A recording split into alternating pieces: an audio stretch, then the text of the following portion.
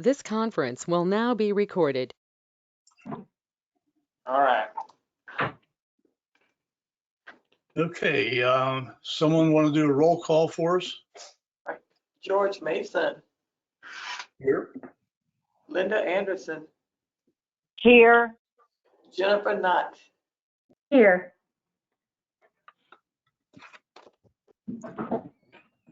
Okay, so we have quorum. To move on to the, let's see.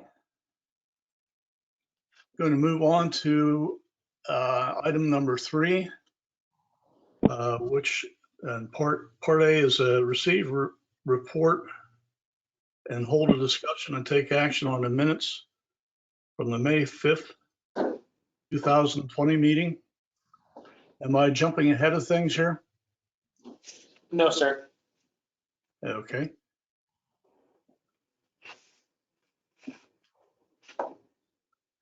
Any comments or corrections?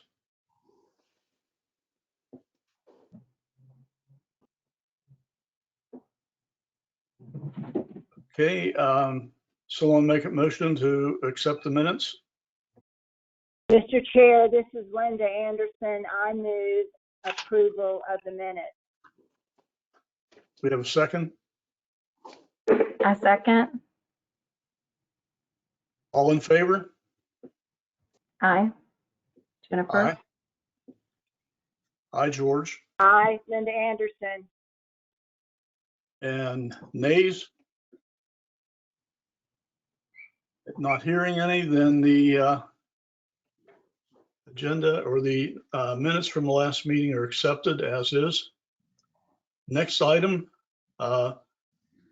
receive a report and hold a discussion and take action on a request for facade renovations for 112 to 120 South Burnett Avenue, case number 2020-018H.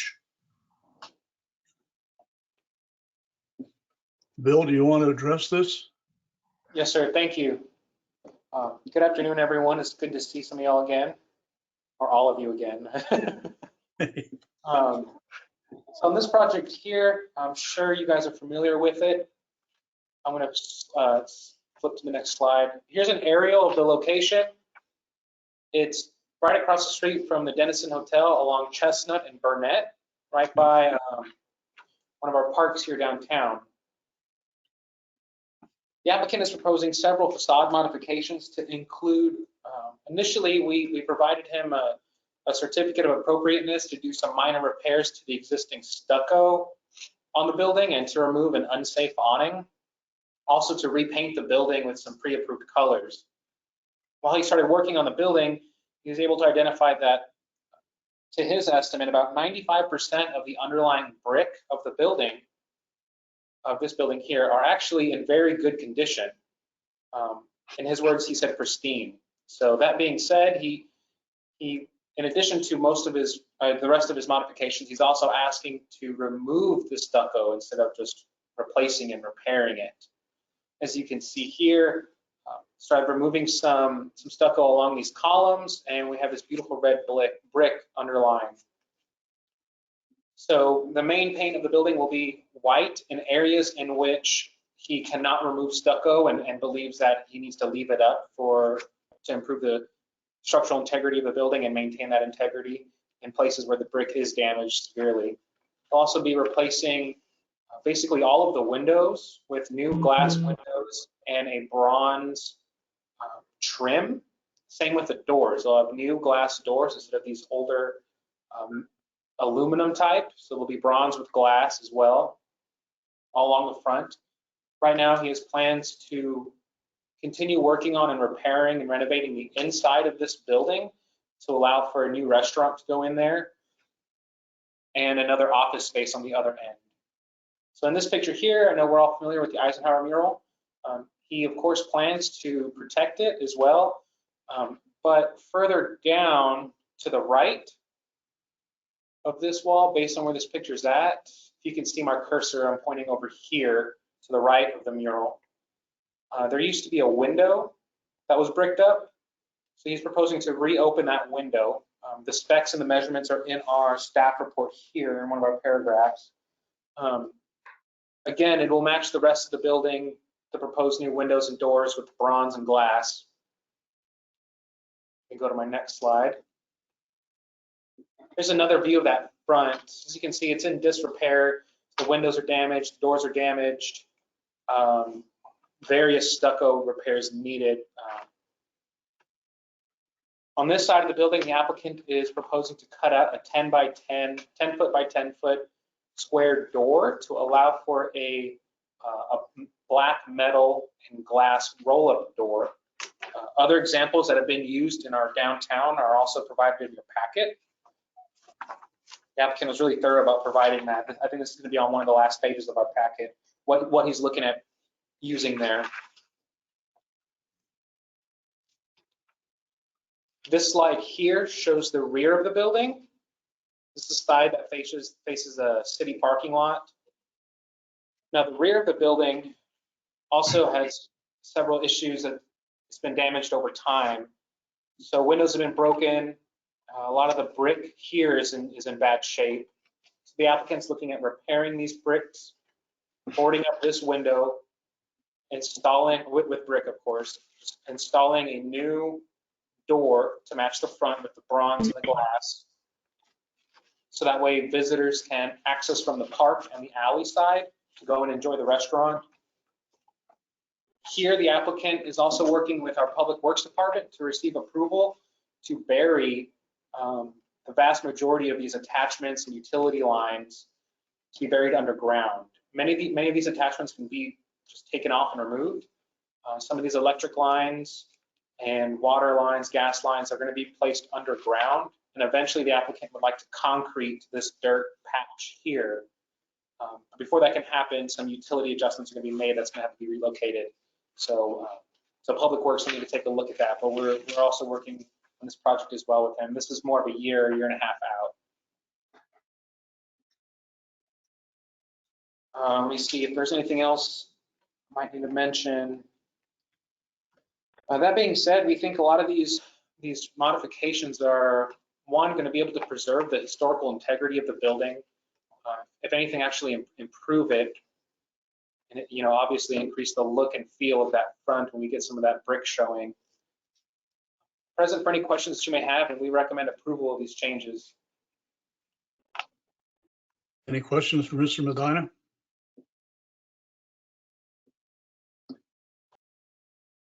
All right.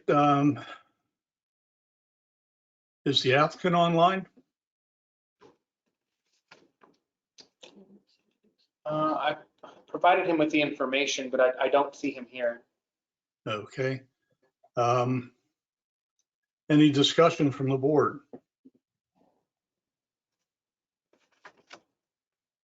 I might add that the old photo that was included in the packet was very interesting. The top of that building had a rather, I wouldn't say ornate, but an interesting elevation to it. It was kind of cool.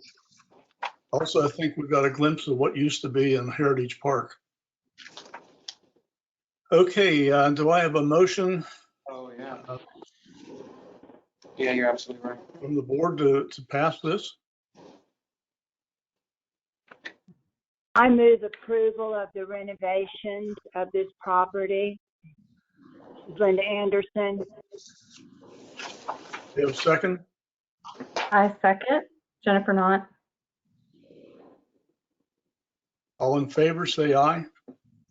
Aye, this is Linda Anderson. Aye, Jennifer Knott. Aye, George. And the motion is carried. Thank you all. Thank you, Bill. And we have one more discussion item. We just want to provide some staff updates if you'll allow it.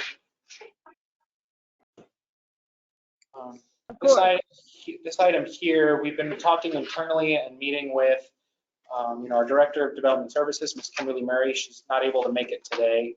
But I also have Mr. Robert Lay. He's our Code Enforcement Manager. Hi, Robert.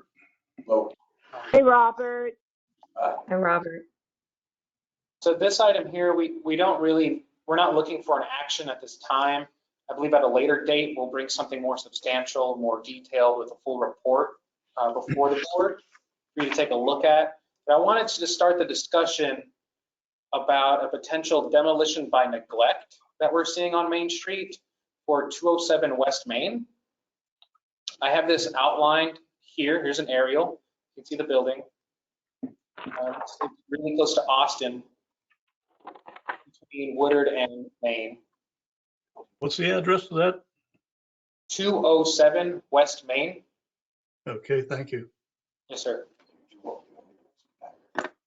Yeah, and Robert, I brought him in here so he can talk a little bit about the background of this project. I have some pictures. Basically, what we're seeing is the property's just kind of been sitting on its own for quite some time and is beginning to deteriorate. And we want to take a proactive approach to try and mitigating any damages before they really get out of hand even further than what they have been. So before you guys were part of the board, in 2018, City Council adopted an initiative to see minimum property standards or buildings that were in the downtown area meet minimum property standards that the city adopted back in 2012. I mean, we do those citywide, but in 2018, we decided to focus on our downtown area. We've worked with many properties downtown, seen many projects completed. This property is no different in that the property owner was notified over a year and a half ago about the problems with the building. There have been discussions with the property owner. There's been no action taken, and the facade of the building has deteriorated even more. We're specifically concerned about the brick on the facade. You can see a little bit in the picture where the brick is pulling away or the brick is protruding from the interior portion. There's cracking in the facade, and the last thing we want to do is see that all come crumbling down at some point. So we've kind of taken a approach of we've got to get something done, and the HP ordinance does allow to open a demolition by neglect. Since the property owner has chosen not to fix this voluntarily, essentially, so that we just wanted to bring this before you guys to let you know that that this is something we're pursuing to ensure that we can preserve the building. Yeah, absolutely. Like I said, we're not looking for an item here, but I would appreciate some sort of discussion among the board and feedback if you have it. I know this is the first time that you might have, that we're bringing this to you, but just so that way we have something to really chew on it, and whenever we go back to our desks and begin to work on this. And we might be involving other staff members within our department as well that potentially could shed some other insight and some guidance. So we're here for any questions. Is this building salvageable? It is. So the word demolition by neglect, I don't know if you're all familiar with it, it's kind of misleading. We're not talking about demoing the building, but demo by neglect is essentially saying that the owner is allowing the building to demolish itself through lack of maintenance. Okay. And the ordinance allows us to step in and protect our downtown. Is this building occupied right now? Structural. I have not been able to go on the interior and inspect the building. The tenant has, through the various people, has said that the rear wall is in bad shape too. I don't know structurally what that looks like because I haven't seen it, but is it salvageable? I don't have any reason to think it's not. Is this building occupied right now? Yes, there's a computer repair store that operates on the bottom. Okay, I know who that is. And Mr. Lay, this is Linda. I'm assuming that the owner of the building has been cited for code violations already and didn't respond. Is that the case of that? So I can't talk about court and citations, but the property owner knows about the problems and my office is taking all the appropriate steps to try to get the problem resolved with no luck. Is the Thank you. property owner not the occupant? No, the occupant rents. Okay.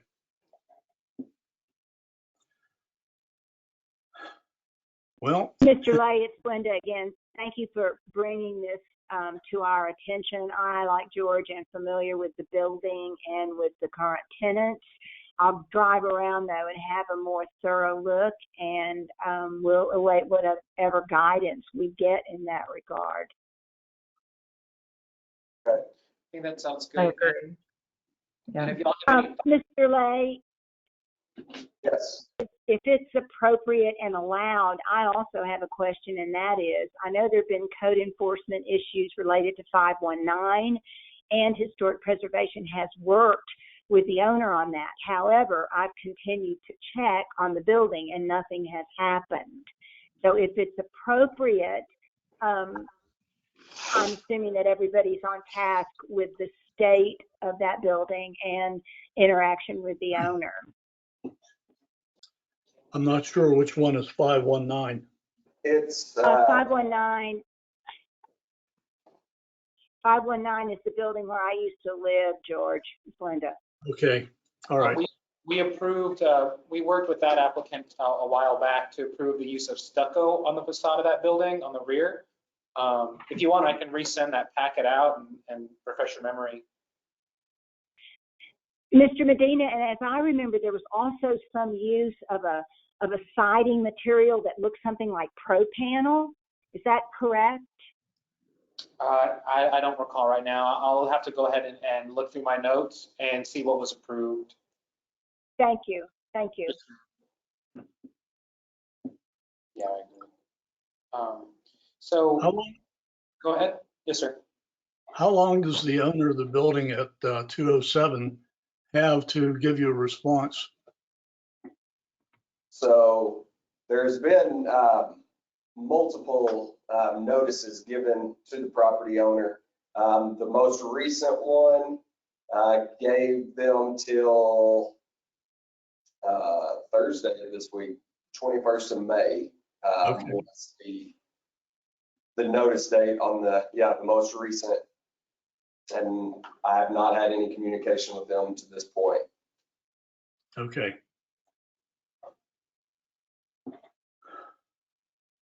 Well, So thank you. Thank as you a- for going over this with us. Mhm. Didn't expect this. It's kind of a shame when this happens. Yes, sir. We'll continue to update all of you as we move forward. And if y'all think of anything or have any feedback, you all know how to get a hold of us. We're open to any feedback you guys might have. Once Kimberly returns to the office, we plan on meeting internally, kind of identifying our best steps forward. And once we do that, you'll hear from us. Okay, I'll definitely make a trip down there to have a look at that building, and I'll let you know what I find. Thank you.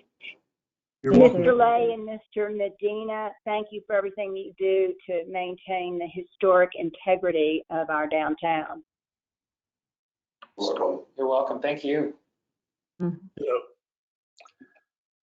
So, any other items to bring up for discussion or comments? Not at this time. I don't believe we have anything else. Okay, Mr. Chair, it's Linda Anderson. I move that the meeting be adjourned. we have a second. We have a second, Jennifer. Meeting is adjourned. Thank you. Thank you, everyone. Thank you. you. Take care. Bye-bye. Bye-bye. Bye.